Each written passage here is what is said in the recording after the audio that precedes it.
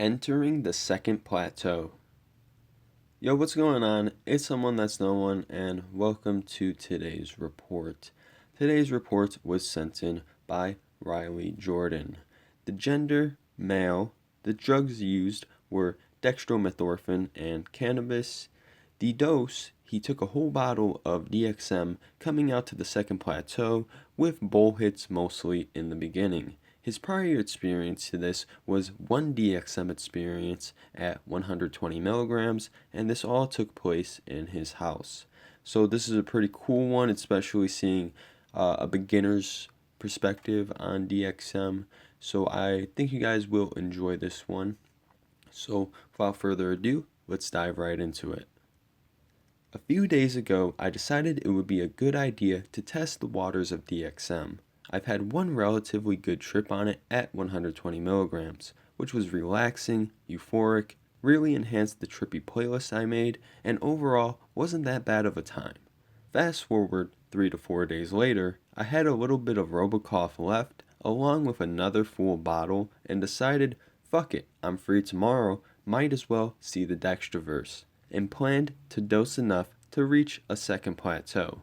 I poured the Robocough in a measuring cup, then into my water bottle and mixed it with some A&W, starting off with 120 milligrams. I chilled on my couch, switching between YouTube and Netflix while waiting for the come up. Last time it took about 30 minutes to kick in, and I was disappointed when nothing happened in over 30 minutes. I smoked a bowl and redosed. This time another 120 milligrams. After a couple of episodes of Ash vs. Evil Dead, I got some water and I went to the bathroom. I noticed it was slightly harder to walk, but not to the point where it would be an issue. Just slightly slow and a little less coordinated.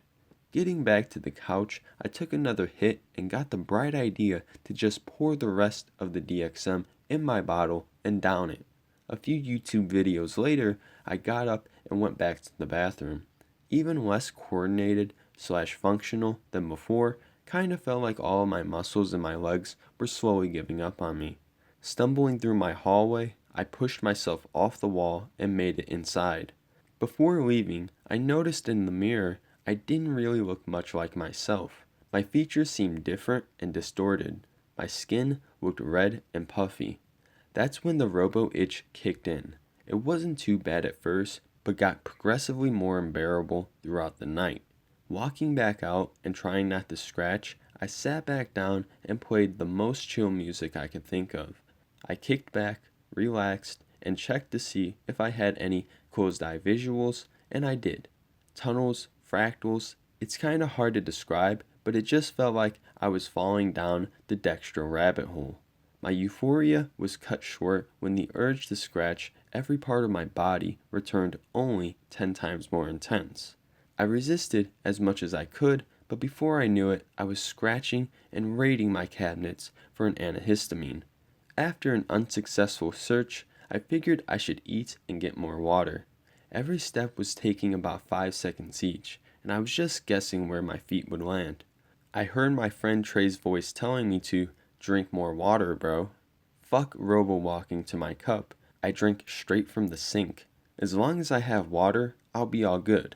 People can't die while drinking water, my dumbed-down mind thought. I said, thanks, even though I knew my friend wasn't actually even at my place that night. I made my way back to the couch from the sink, which takes about 4 seconds sober, but felt like an eternity on DXM. Tried to land on the cushions, but missed completely. Thank you, carpeted floor. Another horrible wave of robo-itching hits me, along with uncontrollable muscle spasms and twitching. My cat watches me spaz out on the floor from her favorite chair and blinks at me twice. I do the same. I tried getting into my phone, but my vision was starting to blur and I could barely type my password. Switched to manual breathing not soon after, and my heart spiked up into maximum overdrive. I tried to keep things light in my mind, but with all the symptoms sending me into panic, the euphoria was gone and I just wanted to abort the whole thing. My heart was really put to the test on how fast it can beat, and I started thinking about my potential obituary. He died getting fucked up on cold med. I was determined not to let this be the end. I told my cat I love her, then gathered my strength to get up. Eventually, I did. The itching, racing heart, shallow breaths, twitching, general feeling of impending doom, all intensified as I hugged the wall and made my way through my dark hallway for a final trip to the bathroom. My hall felt like a nightmarish tunnel of darkness/hopelessness this time. More auditory hallucinations intensified with every step. I heard different versions of my own voice/personas and emotions. Again, hard to explain. Some encouraged me to make it through this. Others were nonchalant and didn't care what happened either way. And a few condemned me for every mistake I made leading up to the trip, telling me I deserved to feel this way, and replayed every mistake I've made in my mind. You brought this on yourself. Flashes of all the times I've ever hurt someone emotionally, verbally, etc. Specifically, fights with loved ones. How I've taken them for granted. I'm sorry, was all I can manage to say. Finally making it through to the bathroom, I checked myself in the mirror. I knew who I was as an individual, but my mind and body were separate. I was a soul controlling an individual I didn't really care for. Really, I gotta be this guy? After a few minutes, or potentially longer, of staring at my reflection, I collapsed into the sink and threw up. I woke up again what felt like 15 to 20 minutes later and went to my room. Actually getting into my phone this time, I kept playing chill music, twitching and convulsing by the trash can in my room the rest of the night, heart still racing a mile a minute. I thought about the good memories with my friends and loved ones. Their voices filled my head.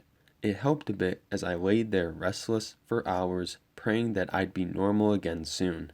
I tried eating, but couldn't keep anything down, so just kept myself as hydrated as I could. Eventually, I saw the sunlight shine through my blinds and spent the next few days recovering. Overall, I'm glad I had this experience. It opened my eyes and made me appreciate the people I have in my life and having good health in general. I hope all of you learn from your experiences and be much more careful than I was.